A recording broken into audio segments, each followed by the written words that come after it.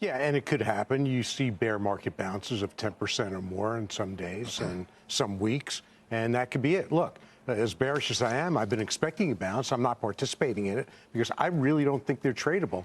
And I defy anybody who says they're tradable to tell me how, because the volatility is so huge. Look at yesterday. Look at the day before. So we'll continue to see this. But I'm not going to change my thesis because the market's short-term oversold when I think that the conditions that are causing me to be bearish are still in play. And that's very high inflation, as we saw the day before yesterday. That's going to continue. And by the way, consensus now is that the Fed won't be able to get inflation down below 4.5% for a year or 2 years. So you're looking at persistently high inflation. It's twice what their target is going forward. You're starting to see earnings revisions on the downside. A strong dollar is going to cause that to happen even more with the S&P. So look, as I said before, I'm going to be the last one probably to call the turn because I'm so bearish and I've been so bearish so long. Does that mean that you're not buying anything in anticipate of a bounce that you say can happen? No, and in fairness, I just haven't felt compelled, given other stuff that I'm looking at in the private markets, to spend the time doing it. I'm close. I do think you're close to buying selectively some stocks, but not going wholesale in because you've got private equity valuations in terms of EBITDA and cash flow, free cash flow yields in the market that I think are sort of generational. Doesn't mean they won't get cheaper, but I think you can leg into some of those stocks. You got to be very, very selective. So, Shannon, I mean, the moves that we've seen, I mean, ARK is up 10% today, right? The ARKK, the Innovation Fund, is up 10% as we're having this conversation. From Wednesday's closed, Innovation's up 17%, Robinhood's up 31%, Roku's up 23%, DraftKings 23%, Teladoc 16%, Twilio 19%, Roblox 36%. What are we to make of that? Is that where we think maybe this sizable bounce, if you want to call it that, starts? And then it needs some follow-through from some other important names that we'll talk about in a minute. But how do you assess it right here? Yeah, I think the latter part of your point, Scott, is the most important piece, is that this is not going to change the trajectory of how most U.S. investors are going to perform over the next couple of weeks. A lot of the retail investors have moved out of these names already. We are seeing, obviously, some significant dip buying here, particularly today in some of these companies.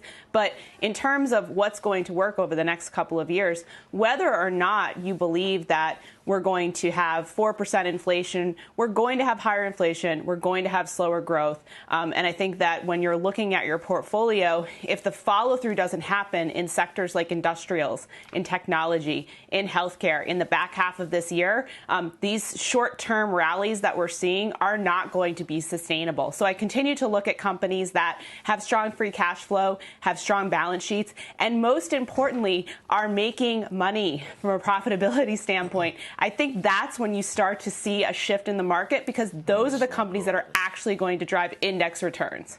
Pete, we made a big deal the other day about these puts that you had on, right? Remember that? We did your calls early in the show, and we said Pete's got these puts, and they were specifically, or for the most part, related to ARK. I'm wondering, you know, the ARK Financial Fund, talking fintech, the Innovation Fund itself. So where are you on those today, given this move that we've had?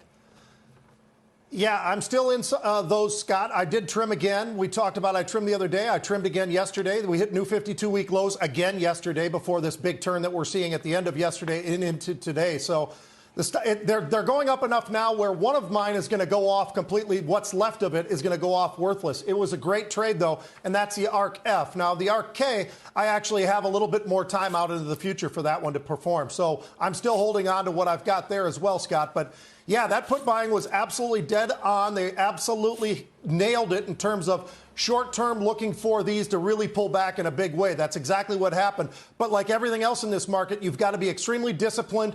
We talk about the velocity of these moves all the time, Scott. Give you a great example of that. And if you don't mind, I'd love to hit the VIX real quick. Everybody said, hey, look, we need the volatility index to hit 40 before we can turn. That may be true still, and I'm not saying that we aren't still in that position, but Today, you've got the volatility index back underneath 30, so you're trading at 29.